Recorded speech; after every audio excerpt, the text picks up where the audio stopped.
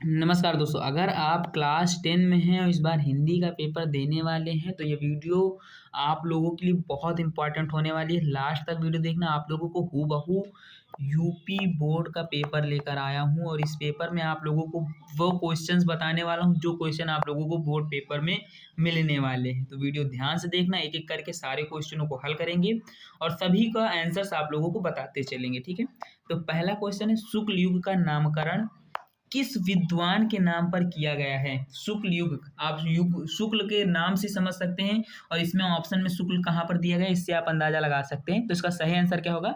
आचार्य रामचंद्र शुक्ल। और ये हिंदी के बहुत बड़े लेखक थे। ठीक है, सेवा सदन उपन्यास के लेखक कौन है? तो सेवा सदन उपन्यास के जो लेखक हैं वो हमारे मुंशी प्रेमचंद जी हैं। कौन है? मुंशी प्रेमचंद जी। ठीक है, कलम का सिपाही की विधा है, मतलब कलम की का सिपाही किसकी विधा है? कलम का सिपाही की विधा क्या है? तो कलम की सिपाही का जो विधा है वो हमारा जीवनी है। कैसी विधा है? जीवनी। ठीक है, कहानी विधाएं कितनी होती है? कहानी चार विधाएं आ सकती है लिखनी हो तो कहानी हो गई, रेखा चित्र हो गई, संस्मरण हो गई, जीवनी हो गई और आत्मकथा हो गई। चारों यहाँ पर आपके ऑप्शन मिल ही गए। ठीक है, उसके बाद दीपदान एकांकी के लेखक कौन है? दीपदान एकांकी है और दीपदान एकांकी के लेखक कौन है? वो हमारे आचार्य हजारी प्रसाद द्विवेदी जी। दीपदान नहीं, एक मिनट, चौथा डॉक्टर राम कुमार वर्मा जी। कौन है हमारे? डॉक्टर राम कुमार वर्मा जी। ठीक है, बाणभट्ट की आत्मकथा के लेखक कौन है? तो बाणभट्ट के आत्मकथा जो लिखी थी वो हमारे आचार्य हजारी प्रसाद द्विवेदी जी ने लिखी थी। और ये एक आत्मकथा शब्द से आप समझ सकते हैं कि आत्मकथा किसकी आत्मकथा है? बाणभट्ट जी की। ठीक है, आगे बढ़ते हैं क्वेश्चन नंबर 6 की तरफ। साकेत किस युग की रचना है?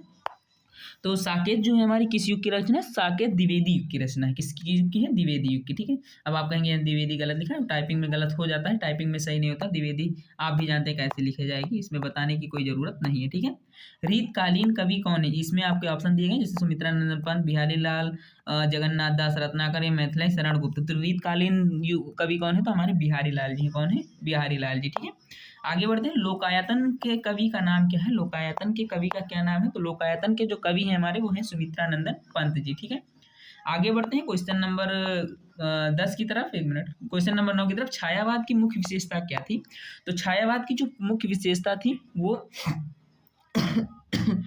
इसमें जो था प्रकृति का मानवीकरण बहुत ज्यादा किया गया था। युद्धों का सजीव वर्णन इसमें नहीं हुआ था, भक्ति को प्रधानता भी इसमें नहीं मिली थी, यथार्थ चित्रण भी नहीं था। ठीक है, तो इसमें क्या हुआ था? प्रकृति का मानवीकरण बहुत अधिक किया गया था। ठीक है, तार सप्तक का प्रकाशन वर्ष क्या है? तार सप्तक क्या है? एक प्रकार का जैसे अखबार आप लोग आज देखते हैं उसी प्रकार डेली एक प्रकाशित होती थी पत्रिका थी। ठीक, तार सप्तक क्या थी? पत्रिका थी। जो ये शुरू हुआ था 1943 में शुरू हुआ था। ठीक है, जब देश आजाद नहीं हुआ था तब ये तार सप्तक चलते थे। ठीक है, हास रस का स्थायी भाव क्या है? बहुत आसान क्वेश्चन है, हास है। ठीक है, पीपर पास सरिस मंडोला में कौन सा अलंकार है? मतलब कि यहाँ पे तुलना, पीपर के पत्ते के जैसे उसका मंडोला। ठीक है, और मैंने कहा था जब भी किसी चीज की तुलना की जाए तो उसका सही आंसर क्या होता है? उपमा। उपमा मतलब तुलना। ठीक है, सोरठा छंद के पहले और तीसरे चरण में कितनी मात्राएं होती है? देखो, सोरठा छंद के पहले और तीसरे चरण में जो मात्राएं होती 11-11। कितनी होती? 11-11। पहले और दूसरे में, पहले और दूसरे में कितनी? पहले और नहीं, दूसरे और एक मिनट, दूसरे और चौथे में कितनी होती? 13-13 होती है। ठीक है, आगे बढ़ते हैं। अनु उपसर्ग लगाकर बना शब्द क्या है? अब देखो, अनुचर, अधिकार, अपमान, अनाचर। अनु उपसर्ग के बारे में पूछ रहा तो इसका सही से आप आंसर जानते हैं, अनुचर। अनु धन चर। ठीक है, आगे बढ़ते हैं। त्रिवेणी में कौन सा समास है? त्रिवेणी।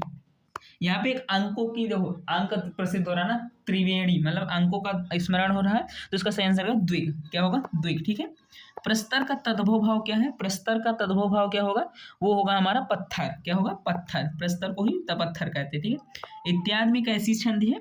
तो इत्यादि में जो हमारी संधि है वो यण संधि है। कैसी संधि है? यण संधि है। ठीक है, क्वेश्चन नंबर 18 की तरफ बढ़ते हैं। फल शब्द का तृतीय विभक्त बहुवचन रूप क्या है? फल शब्द की तृतीय विभक्त बहुवचन रूप क्या है हमारा?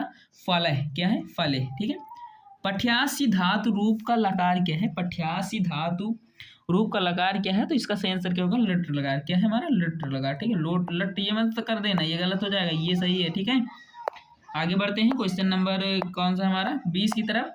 अभिज्ञान शब्द में उपसर्ग है। अभिज्ञान शब्द में उपसर्ग क्या है? तो अभिज्ञान शब्द में जो हमारा उपसर्ग होगा वो हो जाएगा हमारा अभि। क्या होगा? अभि। ठीक है, खंडवा शुरू होता है यहाँ पर। वर्णात्मक प्रश्न 50 अंक के आएंगे। जैसे यहाँ पर पहला प्रश्न क्या है?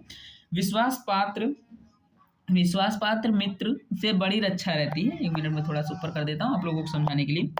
विश्वास पात्र मित्र से बड़ी रक्षा रहती, जिसमें एक मित्र ऐसा मिल जाए जो समझना चाहिए कि खजाना मिल गया। विश्वास पात्र मित्र जीवन की एक औसत है।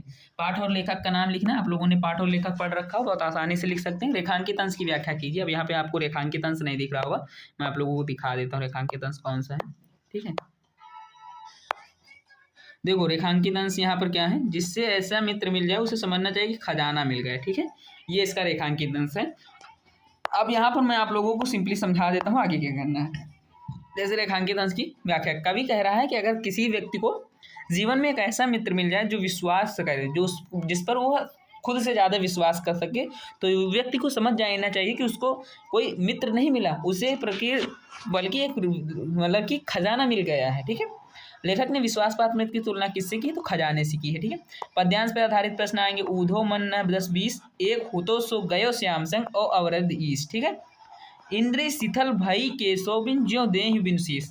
तो यहाँ पर आप जानते हैं जब माधव छोड़कर चले गए थे तब माधव ने ऊधो को भेजा था कि बता दो जाकर कि अब मुझे कब आना है। उन्होंने बताया था सब कुछ। तो यहाँ पर क्या कहा गया, तो वहाँ की जो सखियाँ हैं वो ऊधो से कहती हैं, ऊधो जी मेरे पास कोई 10-20 मन नहीं है, मेरे पास एक ही मन था जो कि श्याम के साथ चला गया है। ठीक है, अब इंद्री शिथिल, अब उनके बिना कोई मन नहीं लग रहा है, हमारी कोई भी इंद्री रुक नहीं रही। केशव बिन, केशव बिन मतलब केशव आप जानते हैं माधव को कहते हैं।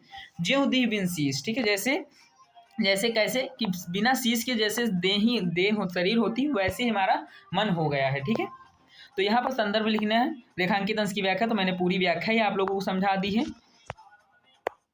तो ये चीज़ें हैं यहाँ पर जो आप लोगों को सीखनी चाहिए। आगे बढ़ते हैं। जैसे गोपियों की दशा कैसी हो गई थी, तो गोपियों की दशा वैसी हो गई है जैसे बिना शरीर के मतलब कि बिना सिर के शरीर होता है। ठीक है, संस्कृत गद्यांश आएगा, इसका अनुवाद करना है। वाराणसी सुविख्याता प्राचीना नगरी ई विमल सलिल तरंगाया गंगाया कूले स्थित अस्या घट्टानाम वलयाकृति पंक्ति धवलया चंद्रिकाया बहुराजिते। ठीक है, अब यहाँ पर देखो वाराणसी चैप्टर आप पढ़ लीजिए, वहाँ से 100% आपके क्वेश्चन बन जाएंगे। ठीक है, इसका हिंदी अनुवाद करना। जैसे देखो वाराणसी सुविख्यात है प्राचीन नगरी, मतलब वाराणसी एक सुविख्यात एक बहुत प्रसिद्ध प्राचीन नगरी है। ठीक है, यहाँ पर विमल सलिल तरंग, यहाँ पर विभिन्न प्रकार के, ठीक है, गंगा के कूले मतलब 84 घाट है वाराणसी में आप जानते हैं। ठीक है, कूले स्थित है, गंगा घाट स्थित है। अस्य घट्टानाम वलयाकृति, यहाँ की घाट कैसे हैं, वलयाकृति है। ठीक है, पंक्ति धवलायाम चंद्रिकाया बहुराजिते। ठीक है, मतलब एक प्रकार से चंद्रमा की तरह ये जगमगाते हैं। ठीक है, संस्कृत पद्यांश का अनुवाद करिए। सर्वे भवन सुखना सर्वे संतु निरामय सर्वे भद्राण पश्यन्ति माँ कश्चित दुख भाग भवे। ठीक है, सभी लोगों का सुख ही मतलब सभी लोगों का जीवन सुखमय हो, सर्वे सभी का जीवन निरामय हो। ये सारी चीजें हैं जो आप लोगों को एक एक करके देख लेनी है। हाँ, एक चीज मैं यहाँ पर बताने वाला हूँ, ध्यान से सुनिएगा कि अब खंड काव्य के आधार पर प्रश्न कैसे आते हैं। जैसे हमारे यहाँ का श्रवण है, श्रवण कुमार है खंड काव्य, आपके यहाँ का कौन सा कमेंट कर देना। अगर आप कहेंगे तो मैं खंड काव्य के हिसाब से आप लोगों के लिए वीडियो ले आऊँगा, कोई बड़ी बात नहीं है, 10-20 मिनट में सारे खंड काव्य को बताकर चला जाऊँगा। ठीक है, जीवन परिचय आएगा 5-5-10 अंक का। लेखक आचार्य रामचंद्र शुक्ल, जयशंकर प्रसाद, भगवत शरण उपाध्याय, इन तीनों को तैयार कर लीजिए, इससे बाहर एक क्वेश्चन नहीं आने वाला है। ठीक है, कवि में बारे में बात करूँ तो सूरदास, तुलसीदास, महादेवी वर्मा। महादेवी वर्मा देखो एक आपका जो होगा यहाँ पर एक प्रकार से टर्म पॉइंट हो जाएगा, क्योंकि महादेवी वर्मा आपसे आज लेखक में भी पूछी जा सकती है कि गिल्लू नामक चैप्टर आप लोगों ने पढ़ रखा होगा, और आप लोगों से जो है कवि के रूप में भी, कवित्री के रूप में भी पूछी जा सकती है। तो इनको तो जरूर याद कर लेना है, दोनों में से किसी न किसी पेज पे आ जाएंगी। ठीक है, कंठस्थ श्लोक जो कि इस प्रश्न पत्र में ना आया हो, तो कोई 5 नंबर का 5 या 4 पॉइंट का कोई श्लोक याद कर लीजिएगा, वही लिख दीजिएगा। और मेरे हिसाब से तो 2 याद, एक ही याद कर लीजिए, 8-10 लाइन का हो जाएगा। जैसे यहाँ पर एक दिया गया सर्वे संतु सुखिना सर्वे संतु निरामय, तो इसी तरह से कोई याद कर सकते हो। ठीक है, वीर केन पूजते तो वीर वीरेण पूजते, वीर केन पूजते वीर वीरेण पूजते। ठीक है, पदेन विना कुदूयति चंद्रशेखर आकाशित तो चंद्रशेखा देशभक्ता आसित, कुछ भी लिख सकते हो अपने हिसाब से। निबंध लेखन आएगा, विज्ञान वरदान या अभिशाप, प्रदूषण समस्या समाधान या स्वदेश प्रमेय। देखो निबंध जो है 9 नंबर का आएगा, मैं कहता हूँ कि ट्रम्प पॉइंट होता है। सबसे पहले बहुवैकल्पिक प्रश्न करिएगा, उसके बाद अगर आप लोगों को गद्यांश से आंसर आते हैं तो गद्यांश करिएगा, उसके बाद सीधे आप उठकर निबंध पे चले आइए। निबंध मत छोड़िए, मैं आप लोगों को बताऊं मेरा निबंध ही छूटा था एग्जाम में। ठीक है, इसलिए निबंध पहले कर लिया, लेकिन हाँ पहले वैकल्पिक प्रश्नों को करिए, क्योंकि वो 1 नंबर का प्रश्न जब 20 नंबर आपके 15 से 10 मिनट में तैयार हो जाएंगे। और उसके बाद आप लोगों को गद्यांश कर लीजिए, उसके बाद सीधे आप इस पे चले आइए। अगर कोई क्वेश्चन बीच में आपका एकदम कन्फर्म याद हो तो करते हुए आइए, नहीं तो सीधे इस पे चले आइए। ठीक है, तो आप लोगों के यह पेपर यहाँ पे तैयार होता है। पेपर का PDF आप लोगों को फ्री ऑफ कॉस्ट, कोई उसके लिए कोई वो नहीं करना है ना, इससे केवल सब्सक्राइब कर देना चैनल को, टेलीग्राम पे भेज दिया जाएगा, तो आप वहाँ से कर सकते हैं। ठीक है, तो आशा है, उम्मीद है कि आप लोगों को वीडियो पसंद आई होगी। मिलते हैं किसी और वीडियो के साथ, तब तक के लिए धन्यवाद।